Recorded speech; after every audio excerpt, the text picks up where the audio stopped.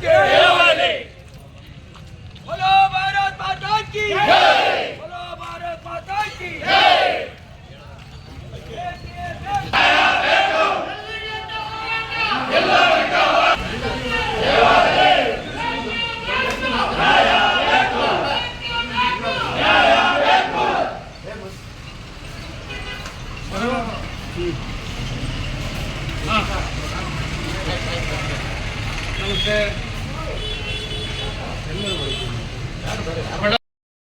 ಇನ್ನೂ ಹೇಳಿಲ್ಲ.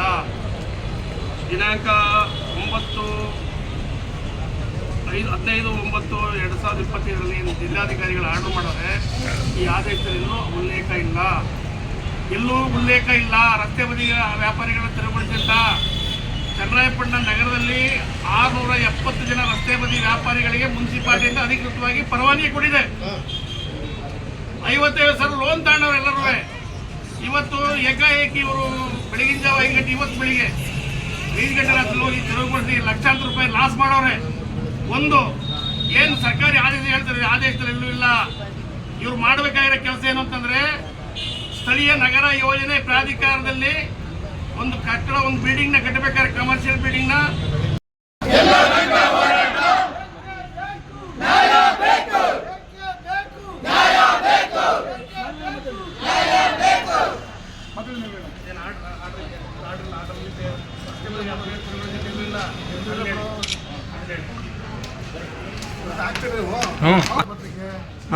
ನಾವು ಕಟ್ಟಿದ್ದು 90 ಮಾರ್ಕೆಟ್ ಹೊರದಾಕಿದ್ರು. ಅವರ ಬಿರಿ ಬಂದವ್ರೆ. ಈಗ ಅಲ್ಲಿ ಎಷ್ಟು ವರ್ಷ ಆಯಿತು, ಒಂದು 20-30 ವರ್ಷ ಆಯಿತು ಹೊರದಾಕಿದ್ರು. ಮಾರ್ಕೆಟ್ ಬೀದಿ ಇರ್ತಾವೆ. ಎಲ್ಲರೂ ಚೆನ್ನಾಗಿರು ಇವರೊಂದು ಪರ್ಮನೆಂಟ್ ಜಾಗ ಕೊಟ್ಟು ಅದನ್ನು ಕಟ್ಟಿದ್ದಾರೆ. ಎಲ್ಲಿದೆ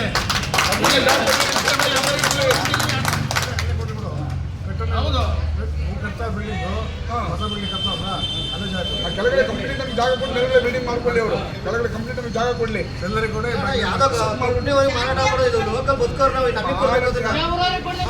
ಹೊರಗಡೆ. ಮೊನ್ನೆ ಜಿಲ್ಲಾಧಿಕಾರಿಗಳನ್ನ ಕೇಳ್ತಾ ಇದ್ದೀವಿ ನಾವು. ನೀವು ರಸ್ತೆ ಬದಿ ವ್ಯಾಪಾರಿಗಳನ್ನ ತೆರವುಗೊಳಿಸಿದ್ರೆ 670 ಕುಟುಂಬ, 5,000 ಜನ ಬೀದಿ ಬಿದ್ದವ್ರೆ. ಆಟ ಆಡ್ತೀರ ನೀವು ಬಡವರ ಜೊತೆ? ಕೂಡಲೇ ಮುನ್ಸಿಪಾಲಿಟಿ ಕ್ಷಮೆ ಕೇಳಬೇಕು, ಬಂದು ಆ ಜಾಗದಲ್ಲಿ ತೆರವುಗೊಳಿಸಿರ್ತಕ್ಕಂಥ ಸಾಮಾನು ಇಡಬೇಕು. ಇಲ್ಲ ಅಂತ ತಿಂಗಳಾಗಟ್ಟೆ ಅಮರನಾಥ ಉಪವಾಸ ಪುರಸಭೆ ನಡೆಯಕ್ಕೆ ಬಿಡಲ್ಲ. ತಮಾಷೆ ಆಡ್ತಾರೆ ಇವರು. ಕಾನೂನು ಅರಿವಿದೆ ಇವ್ರಿಗೆ? ಏನ್ರಿ ಆರ್ಡರ್ ಮಾಡೋರ್ರಿ? ಏನ್ರಿ ಆರ್ಡರ್ಸ್ ಏನಿದೆ? ಈ ಆರ್ಡರ್ ಮಾಡೋಣ ತಲೆ ಸಾಮಾನಿಲ್ಲೇನ್ರಿ? ಈ ಆರ್ಡರ್ ಇಟ್ಕೊಂಡ್ಬಂದು ಸಾರ್ವಜನಿಕ ತೊಂದರೆ ಕೊಡಂತೇನ್ರಿ? ಇದು ದುರಂತ. ಚನ್ನರಾಯಪಟ್ಟಣದ್ದು ಅರಸೀಕೆರೆ ತೆರವುಗೊಳಿಸಿಲ್ಲ, ಹಾಸನದಲ್ಲಿ ತೆರವುಗೊಳಿಸಿಲ್ಲ, ನರಸೀಪುರದಲ್ಲಿ ತೆರವುಗೊಳಿಸಿಲ್ಲ.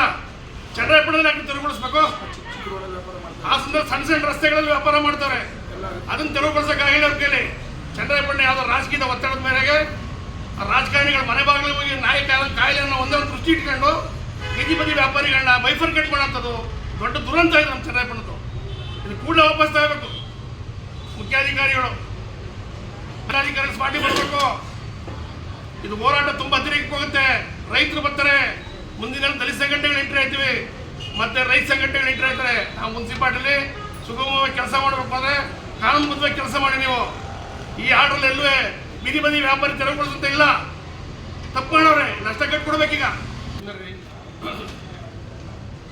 ಸ್ಥಳೀಯ ನಗರ ಸಂಸ್ಥೆಗಳ ಮಾನ್ಯ ಆಯುಕ್ತರು, ಮಹಾನಗರ ಪಾಲಿಕೆ ಹಾಸನ ಪೌರಾಯುಕ್ತರು, ನಗರಸಭೆ ಅರಸೀಕೆರೆ, ಪುರಸಭೆ, ಚನ್ನರಾಯಪಟ್ಟಣ ಮುಖ್ಯಾಧಿಕಾರಿ, ಸಕಲೇಶಪುರ ಮುಖ್ಯಾಧಿಕಾರಿ, ಆಲೂರು ಬೇಲೂರು ಮುಖ್ಯಾಧಿಕಾರಿಗಳು, ಮಾನ್ಯರ ವಿಷಯ, ನಗರ ಸ್ಥಳೀಯ ಸಂಸ್ಥೆಗಳ ವ್ಯಾಪ್ತಿಯಲ್ಲಿ ಬರುವ ರಸ್ತೆ ಮತ್ತು ಫುಟ್ಪಾತ್ಗಳನ್ನು ಅನಧಿಕೃತವಾಗಿ ಒತ್ತುವರಿ ಮಾಡಿರುವುದನ್ನು ತೆರವುಗೊಳಿಸಿ ಅನುಪಾಲನಾ ವರದಿ ಸಲ್ಲಿಸುವ ಬಗ್ಗೆ ಅಂತ ಹೇಳಿದೆ.